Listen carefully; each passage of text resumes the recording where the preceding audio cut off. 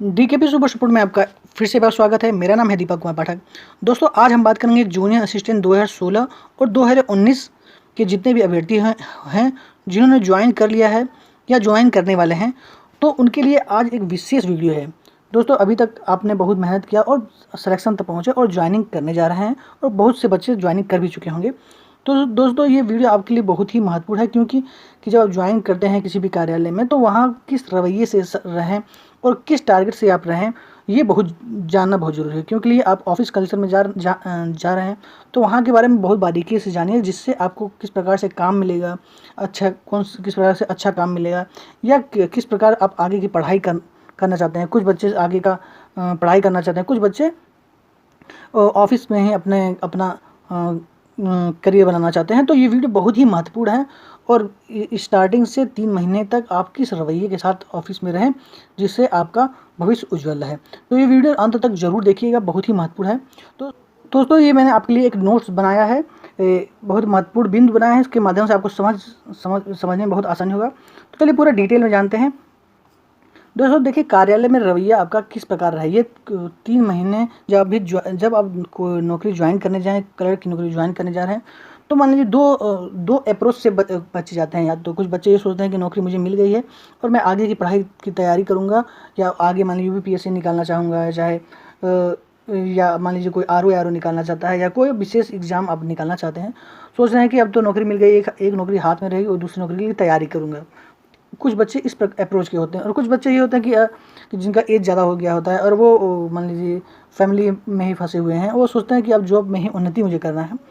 तो किस प्रकार से, किस रवैये से आप रहें और क्या होशियारी आपको रखनी चाहिए, इसके बारे में पूरा डिटेल में बात जानेंगे।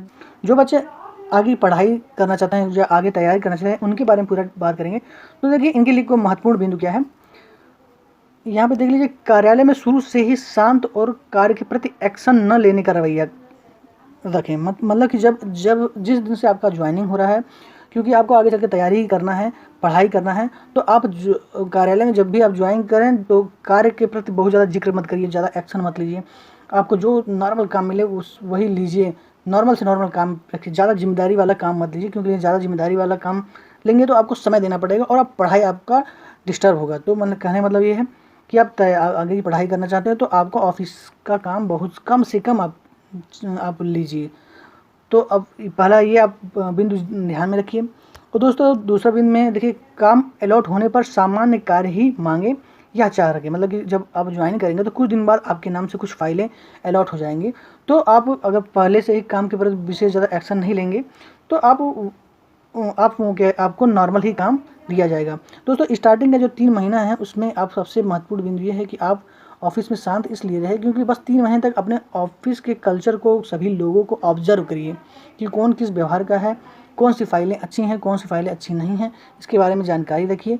और ऐसा कुछ ना हो जिससे आप किसी समस्या में फंस जाएं। तो बस ऑब्जर्व करिए, 3 महीने तक बस शांत रखिए, सबको जानिए, पहचानिए, समझिए, ऑफिस के कल्चर को समझिए, लोगों को समझिए, अधिकारियों को समझिए, हर कर्मचारी को समझिए, जो ज्वाइनिंग किया है उनको भी समझिए। कहने का मतलब ये है कि बस ऑब्जर्व करिए 3 महीने तक।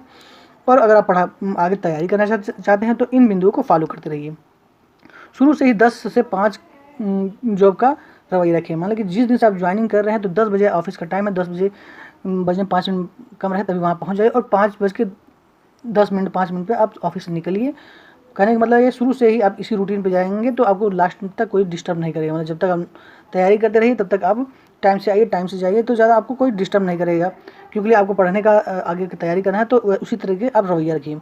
और कार्यालय में हल्का फुल्का जताते रहें कि आप तैयारी कर रहे हैं। कहने का मतलब ये, अपने ऑफिस में ही किसी बात पे आप हल्के हल्के सबको बता दीजिए कि अब मैं आगे की तैयारी कर रहा हूँ या पढ़ाई कर रहा हूँ। तो जिससे ये होगा कि सबके दिमाग में ये सेट हो जाएगी कि वो पढ़ने वाला लड़का है, ज़्यादा वो काम के चक्कर में नहीं है। तो इसलिए आपको कोई विशेष ऐसा काम नहीं दिया जाएगा जिसमें समय लगता हो, जिसमें आपका टाइम ख़राब हो, जिसमें आपको छुट्टी के दिन भी आना पड़े। तो ऐसा कोई भी काम आपको नहीं दिया जाएगा। हर अवकाश में पढ़ाई करें और कोई छुट्टी छोड़े नहीं। मतलब कि हर अवकाश में आप पढ़ाई करें और कोई भी छुट्टी ना करें। कहने मतलब कि आपको संडे मिल रहा है, या सेकंड सैटरडे मिल रहा है, या कोई भी आपको त्यौहार मिल रहा है, सब में आप पढ़ाई करिए और क्या कहते हैं कोई भी छुट्टी हो वो जरूर लीजिए। 14 सीरियल उसे कंप्लीट पूरा लीजिए और 2 निर्बंधित अवकाश है उसको जरूर लीजिए। जो भी जिस प्रकार का अवकाश मिल सके वो लीजिए। तो अपने पूरे अवकाश का पूरा उपयोग भरपूर करिए और 10 से 5 बस टाइम दीजिए, ज़्यादा समय मत दीजिए, जिससे आप ज़्यादा से ज़्यादा समय निकाल पाएँ आगे की पढ़ाई करने के लिए। दोस्तों ये वीडियो अगर आपने अभी तक देखा है तो बहुत ही महत्वपूर्ण ये समझ में आ रहा है। दोस्तों जैसे कि मैं बहुत पहले इंडियन रेलवे में काम कर चुका हूँ, ये मेरे सेकंड गवर्नमेंट जॉब है, तो इसलिए मुझे अनुभव है कि किस प्रकार से समय निकाल के अपने आगे की तैयारी करके दूसरी नौकरी पाई जाती है। तो ये वीडियो इसलिए मैं आपको और अच्छे तरीके से बता पा रहा हूँ। सबसे अच्छा व्यवहार रखें दोस्तों। सबसे अच्छा व्यवहार का मतलब यह है कि किसी से आप सबसे हंस के बात करिए, प्यार से बात करिए, किसी से एटीट्यूड मत दिखाइए। चाहे कार्यालय का कोई भी कर्मचारी हो, चाहे छोटा कर्मचारी हो, चाहे बड़ा कर्मचारी हो, चाहे आपके सीनियर हो या आपके जूनियर हो, कोई भी हो, सबसे अच्छा व्यवहार रखें। अधिकारी से तो जो आपके मेन बॉस हैं, जो आपके मेन बॉस है, उनसे आप कभी भी बिगाड़ मत करिए, कोई गलत व्यवहार मत करिए। तो इसलिए आप उसी तरीके से अच्छे व्यवहार सबसे रखिए। बहुत ही महत्वपूर्ण है अच्छा व्यवहार रखना। सबका रिस्पेक्ट करिए, कोई भी रहे, चाहे छोटा हो, बड़ा हो, अधिकारी हो, कर्मचारी हो, सीनियर हो, जूनियर हो, सबका रिस्पेक्ट करिए। तो इससे ये रहेगा कि आप अगर तैयारी करें तो आपके तैयारी में कोई डिस्टर्ब नहीं करेगा। और ये बिंदु है, कार्यालय में शांत या कोने का सीट चयन करें ताकि कुछ पढ़ाई आदि कर सके। मान लीजिए कि दोस्तों आप कोई किसी एग्जाम की तैयारी कर रहे हैं और ऑफिस टाइम में ही आ रहे हैं 10 से 5, तो आप सोच रहे हैं कि कुछ पढ़ाई कर लिया है, तो स्टार्टिंग में ही आपको जब सीट दिया जाए तो आप देखें कि कौन सा कोना का सीट है जहाँ पे आदमी थोड़ा सा ज़्यादा ध्यान नहीं देते हैं। वहाँ अगर 2-4 पेज पढ़ लें या कुछ भी थोड़ा सा पढ़ाई भी कर लें तो कोई डिस्टर्ब नहीं करे। तो इसी प्रकार का सीट का चयन करिए। तो दोस्तों कहने का मतलब ये है कि इस वीडियो का ये लक्ष्य था बताना कि पढ़ाई को लेके दोस्तों अगर जूनियर असिस्टेंट की नौकरी कर रहे हैं और आगे की नौकरी तैयारी करना चाहते हैं तो आप शुरू से ही ज्वाइनिंग के दिन से ही ऐसा अप्रोच रखिए कि आपको ऑफिस के काम में फंसना नहीं है। आपको सिर्फ अपने तैयारी पे फोकस करना है और बस ये आप समझ लीजिए कि बस नॉर्मल काम लीजिए और नॉर्मल काम करिए। ऑफिस में ज़्यादा सोच में कोई काम ले लेंगे तो आप आगे की पढ़ाई या आगे की तैयारी नहीं कर पाएंगे। तो ये उस तरीके के बच्चों के लिए हो गया जो आगे की तैयारी करना चाहते हैं और पढ़ना चाहते हैं।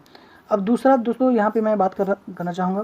दोस्तों अगर आपके मन में क्वेश्चन हो, कोई डाउट हो, तो आप कमेंट बॉक्स में कमेंट करके मुझसे पूछ सकते हैं। मैं निश्चित ही आपके क्वेश्चन का जवाब दूंगा।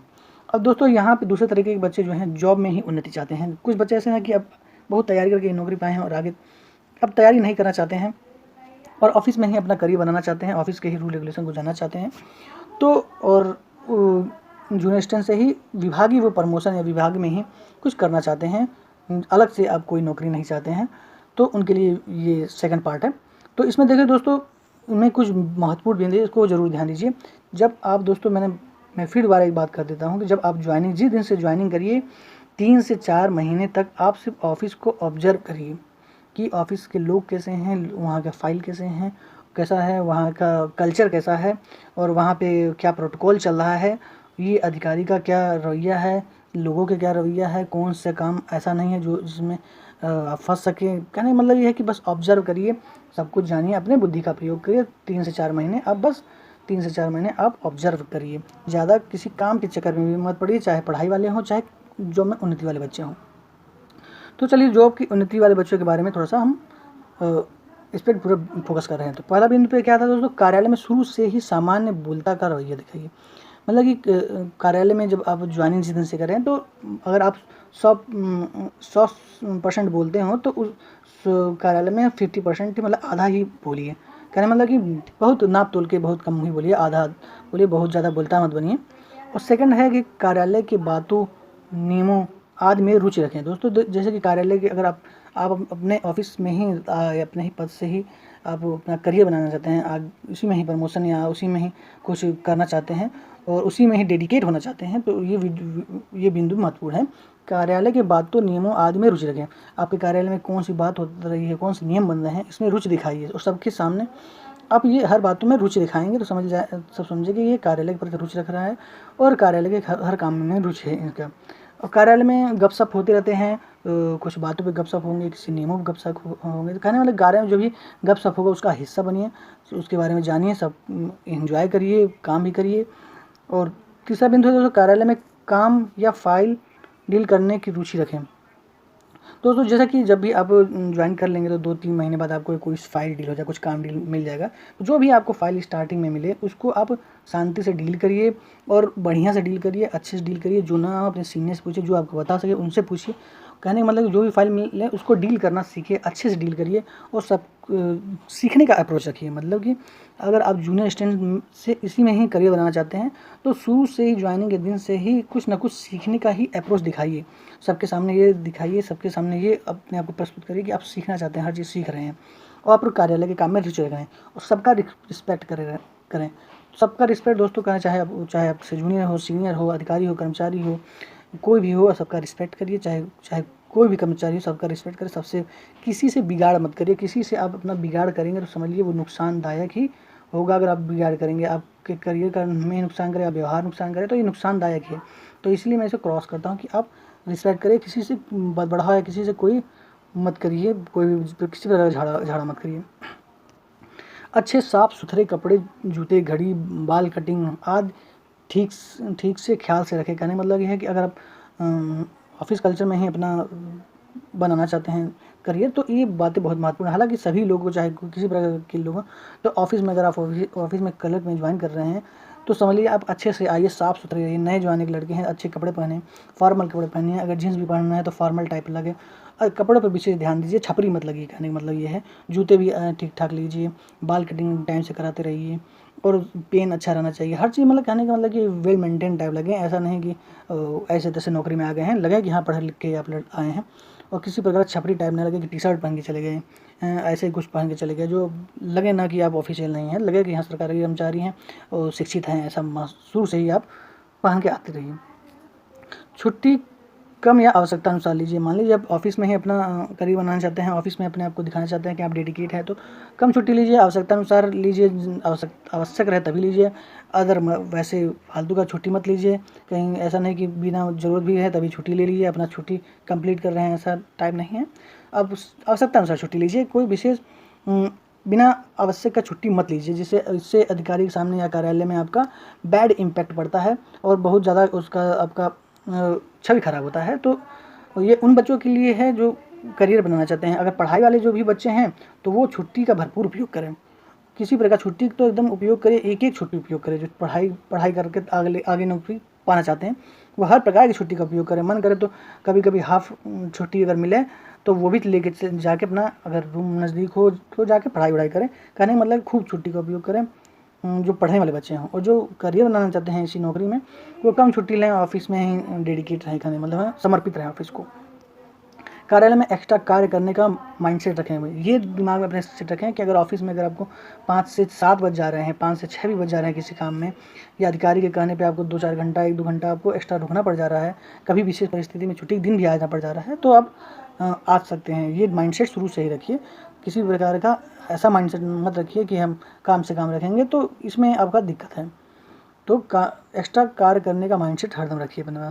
शुरुआत में जो फाइल मिले अच्छे से डील करें। दोस्तों जो भी आपको शुरुआत में फाइल मिलता है, कहा जाता है कि first impression is last impression. तो कहने मतलब ये है कि जो भी आपको शुरू में फाइल मिले, चाहे वो फाइल बहुत इंपॉर्टेंट हो, चाहे नॉर्मल हो, चाहे महत्वपूर्ण है, कोई भी किसी प्रकार का फाइल आपको मिलता है तो उसे बढ़िया डील करिए, उसमें अच्छा से डील करिए। फिर एक नियम आपको मैं बता देता हूँ, बहुत पुराना नियम है किसी भी ऑफिस कल्चर का, कि आगे देखिए और पीछे देखिए आगे चलिए। मतलब कि पीछे देखिए और आगे चलिए, पीछे देखिए आगे चलिए। कहने मतलब कि आपको कोई फाइल नहीं समझ में आ रहा है तो कोई फाइल मिल गया तो उसके पीछे देखिए कि किस प्रकार ऐसा केस डील किया गया है। मान ली कोई लीटर बनाने के लिए आ गया तो देखिए उसी फाइल में देखिए, उसी फाइल के पुराने रिकॉर्ड में देखिए कि पीछे लोगों ने कैसे किया है, उसे किस प्रकार का ऑर्डर बनाया है, किस प्रकार के जवाब बनाए हैं, किस प्रकार से उन्होंने लेटर टाइप किया है, क्या क्या शब्द यूज किया है। तो ये सब जानेंगे। तो ये रूल है बहुत पुराना कि पीछे चलिए आगे देखिए, पीछे देखिए आगे चलिए। पीछे किस प्रकार का काम हुआ है उसको देखिए और आगे कभी काम उसी प्रकार आप करते रहिए। और लास्ट में यहाँ पे एक अधिकारी या बड़े बाबू सीनियर के साथ मिलकर काम करिए। अगर आपको सीनियर के साथ मिलकर काम करने का मौका मिला है, आपके ऑफिस के जो एओ हैं, बड़े बाबू हैं, या आपके जो सीनियर हैं, असिस्टेंट है, हेड असिस्टेंट है, प्रशासनिक अधिकारी हैं, चाहे आपके जो भी बॉस हों, उनके साथ अगर काम करने का मौका मिले तो ज़रूर करिए। तो ओवरऑल कुल मिला के यहाँ पे 2 बिंदु पे हम बात किए हैं कि ऑफिस का कार्यालय में किस प्रकार का रवैया रखें। ज्वाइनिंग करने वाले जो बच्चे नए बच्चे हैं उनके लिए बहुत ही महत्वपूर्ण वीडियो है। इसमें दोस्तों हमने आज जाना कि कार्यालय में पढ़ाई करने वाले बच्चों को किस प्रकार का रवैया रखना चाहिए और जॉब में उन्नति ही चाहने वाले बच्चों को किस प्रकार का रवैया रखना चाहिए। अगर आप इसको नोट करना चाहते हैं तो इसे स्क्रीनशॉट ले सकते हैं इसका, और जो आपको हेल्प करेगा। ये मेरा अनुभव है, मैंने दोनों प्रकार का लाइफ मैंने जी रखा है, तो मैं आपको आज उसी प्रकार का गाइड किया हूँ। जैसे मैंने आपको बताया, पहले भी मैं गवर्नमेंट जॉब में था और दूसरी गवर्नमेंट जॉब पाने के लिए मैंने ये पहला जो रूल है इसको अपनाया था। तो ये बहुत महत्वपूर्ण है, इसको आप जानिए। अगर वीडियो पसंद आए तो प्लीज़ लाइक करें और चैनल को जरूर सब्सक्राइब करें। थैंक यू, धन्यवाद, वंदे मातरम।